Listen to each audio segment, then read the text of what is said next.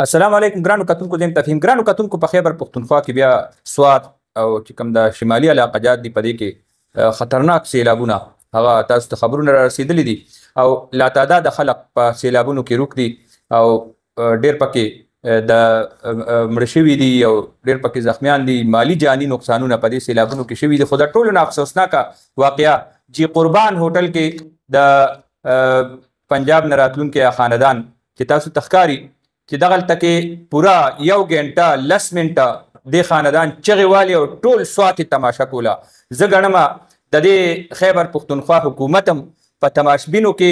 موجود او خیبر پښتونخوا حکومت هم د دې خاندان لا تر اوسه پورې تماشا کوي. په هغه وطن کې کوم ځای کې چې د PSL ګراونډونه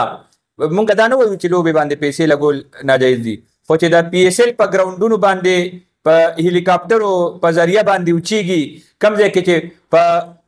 اسی فضول هلیکاپټر استعمالیږي او سیاسي جلسو دپاره هلیکاپټر استعمالیږي، دفترو ته تلو راتلو دپاره هلیکاپټر استعمالیږي، معمولی شیزونو دپاره د هلیکاپټرو استعمال کیږي. نو په هغه وطن کې بیا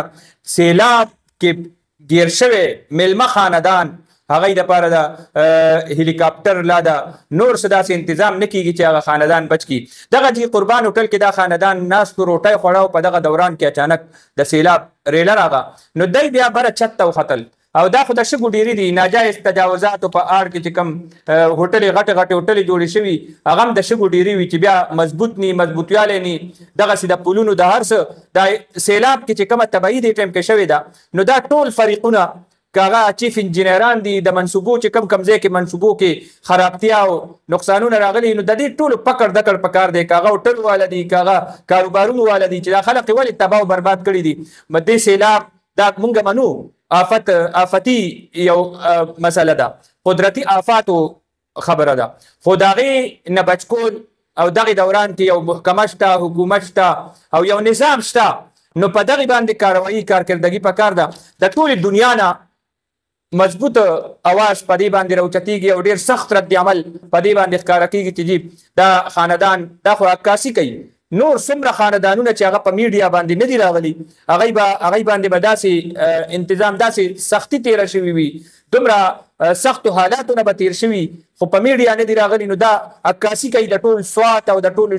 شمالي علاقه جاتو کم ځای نه چې دا سیلاب تېرېږي ریډه نو دا خاندان د دې خاندان دا چغې تکلیفونه دا عکاسي کوي د دې ټولې علاقې د صورتحال. نو زه ګڼم دا زما د ټول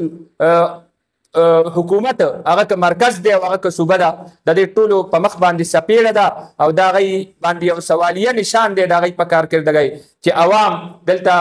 مقدم نه دي. عوام هغه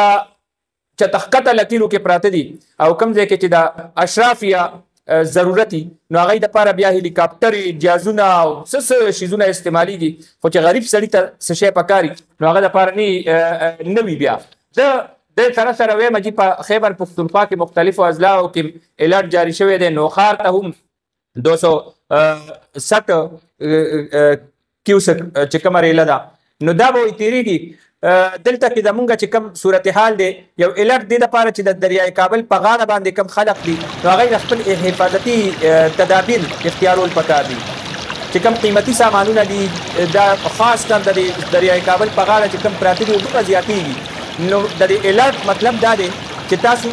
خپل دغه قیمتي سامانونه محفوظ کړئ. باقي دلته کې داسې دا غټ سیلاب یاره نشته خو د الرټ مطلب دا دی چې تاسو الرټ ځان ساتئ ځکه چې دغه خاندان کوم په سوات کې ناست و نو هلته هم سیلاب نو الرټ هم نو او که الرټ هم خو لکه دومره غټ سیلاب نو هغوی په د دغې وجې نه والی شوي چې بې پروایي شوې ده. نو مطلب دا دی چې دلته زمونږ دا خلکو له بې پروایي نه ده پکار. هر صورت باندې په دې ورځو کې چونکې سیلابونه هم راځي، بارانونه هم کېږي، د موسمونو پته نه لګي نو زه د ټول نوخار ته وایم خاص کر چې د دریای کابل په غاړه باندې پراته دي چې هغوی خصوصي طور باندې خپل حفاظتي اقدامات وکړي او د دې دریای کابل غاړو نه خپل قیمتي سامانونه هغه که مال مویشي دي هغه که ګاډي دي هغه د څو ورځې لرې ساتي. هسې نه چې داسې په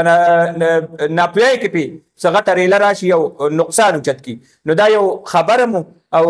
دې باندې خپل د عمل مظاهرونو دا کوم سوات کې چې صورتحال شوی دی او سوات کې کوم حالت دی نو هغې باندې د خلکو د طرف نه ډېر سخت رد عمل را